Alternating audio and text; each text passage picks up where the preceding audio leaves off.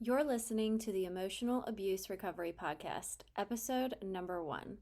I hear it all the time. People who are suffering from toxic or narcissistic relationships say things like, I just can't move on. I'm so stuck, and I'm in this trauma bond that I can't let go of.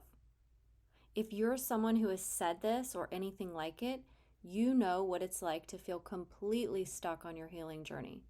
But you're not alone. These are really common thoughts when feeling like the pain just won't go away.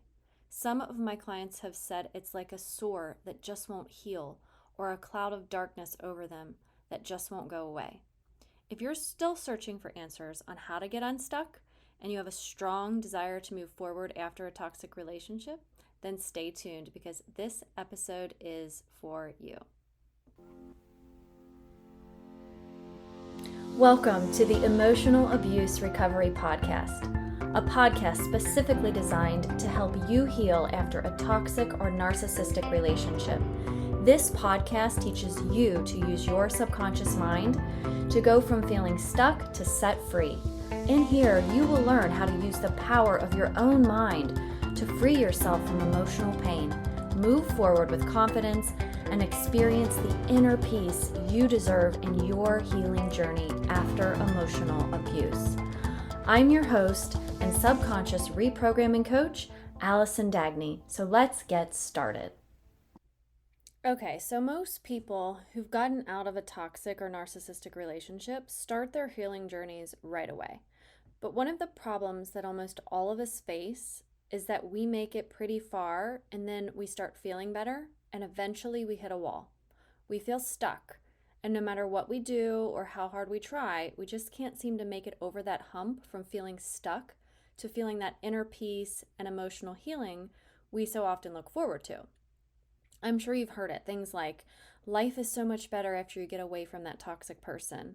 I heard people say things like, you just cannot imagine how free you'll feel until you get out. Then, when you get out, you don't feel that way. I mean, normally you'll feel that initial weight lifted off of your shoulders because there's no one criticizing you and telling you what to do anymore. But the reality is, whatever damage was done won't just go away without some really intentional effort. You have to put in the work and commit to it to feel the results. So before we ever begin this journey, it's easy to imagine that everything's going to immediately be better. We think about independence, freedom, peace of mind, and all kinds of other things. And though these are all really wonderful things to keep on our sights, there's this one nagging problem that keeps us from overcoming that obstacle of feeling stuck. Here's the thing. Envisioning our futures, that healed version of ourselves that we all want, just isn't enough. You might feel like the battle is between you and the person who hurt you, but the true battle isn't fighting what's going on outside of you. It's fighting what's going on inside of you. It's things like wishing the other person who hurt you would change, or hoping that they'll give you an apology or closure. It's trying to force them to behave differently so that you could just be happier. But the reality is, these wishes and hopes will never be a successful way to feeling better inside of yourself. These are all just external circumstances that really we have absolutely no control over. Here's the really important piece I want you to know. The battle you are fighting is between you and your subconscious mind. It's between you and your thoughts. Feeling stuck isn't about what other people are or are not doing. Feeling stuck isn't about trying more techniques or adding a completely new healing regimen. And I know about so many of those healing techniques, and I know they all offer their own unique benefits. Blended together, they can create a really wonderful recipe that can help us in so many ways. So I'm not minimizing the therapeutic effects of these things. And if you're doing these things already, I think you should keep doing them. But adding more to your plate isn't the real solution to getting unstuck. So now you're probably asking, well, what is? I'd like you to visualize yourself waist deep in a hole filled with heavy mud. Okay, you're very stuck. If it rains, you're still stuck. If it's sunny, you're still stuck. You know very well you cannot change the circumstances around you, but you do know that if you decide you want to be unstuck, you can start to dig that mud out handful by handful.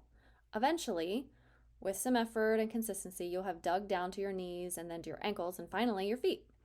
You can pull yourself out of the mud all the way, and then you can stand up and walk away. The mud in this visualization are all the thoughts and beliefs that are keeping you from moving forward. So in order to get unstuck, we have to remove all of those muddy thoughts that are keeping us from getting out and getting unstuck. All right, so you're probably thinking now, but I have no idea what these thoughts you're talking about even are. How do I know? In just a few minutes, I'm going to tell you exactly how to tap into your mind to find them. I want you to be able to leave every one of these episodes with a takeaway. So now that you know that these muddy thoughts, as I call them, even exist in your mind, even though you might not know what they are yet, I'd like to explain to you how they got there.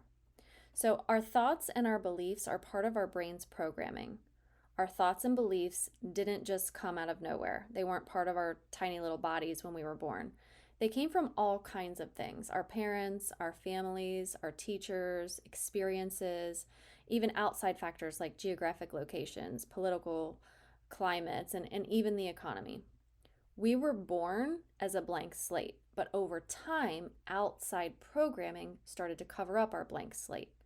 Every experience, every criticism, traumas, compliments, all the things that people in our world said and did all created our unique programming. It's why no two people are exactly alike, because with our programming, we see the world through a filter, and that's our filter. And it's specifically unique to only us and no one else. It is anything that your brain took note of and filed away in your mind that programmed you to be how you are today. Notice I didn't say who you are, but how you are, because who you are is still there. How you are was covering up the person you were born to be. So as far as the mud in my analogy earlier, those are the negative and limiting thoughts that keep you in pain. And I use the term muddy because not all thoughts keep us in pain, but the muddy ones are the ones that keep us feeling stuck. I mean, I could go on and on about this. Our brains just absorb so much when we are little humans. And this is why no two people have the exact same personality and beliefs. It's because of what we believe, and we all believe different things. But here's something I want to share with you. Just because you believe it doesn't make it true. A belief is really just a thought that isn't 100% true for 100% of people 100% of the time. So when you realize that our beliefs aren't facts, we can start to acknowledge them and then question them. If this resonates with you, then your mind is already open to retraining it. One more thing I want to mention. Your beliefs might be true to you, and that is completely valid and okay. For instance, you know that the person who abused you or mistreated you is toxic. No one is trying to take that truth away from you. So when I say we have to question those thoughts, I don't mean you have to all of a sudden start questioning if that person is actually toxic. No, not at all. What you are questioning is the belief that is keeping you feeling stuck. Usually when I talk to clients about feeling stuck, they say things like, I can't let go of this anger, or I'm just so miserable without him. And I say this with so much compassion. The reality is this: the beliefs that you can't let go and that you are miserable without him is really what's keeping you stuck.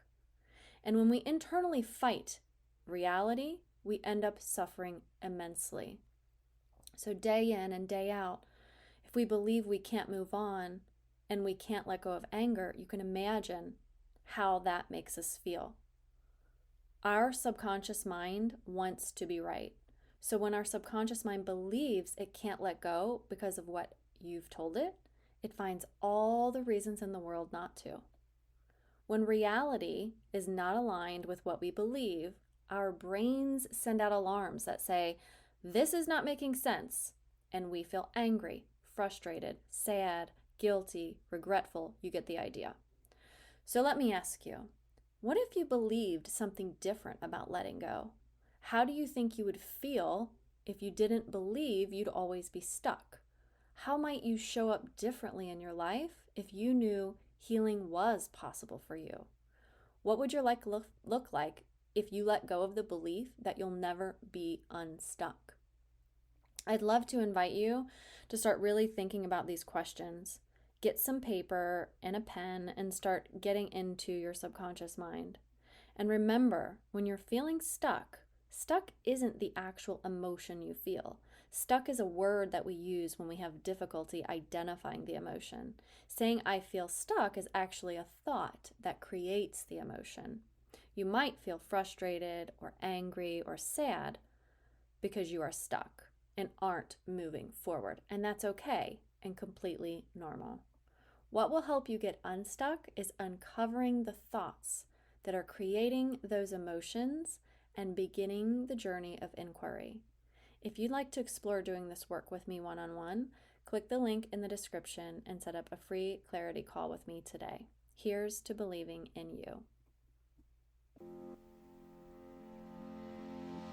Thank you for being here with me today in the Emotional Abuse Recovery Podcast. I hope you found value here with me.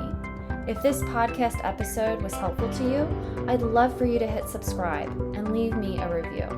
My goal is to help you go from feeling stuck to set free. You can find me on Instagram and Facebook, and you can check out whentearsleavescars.com for more resources and information to help you with your own emotional abuse recovery.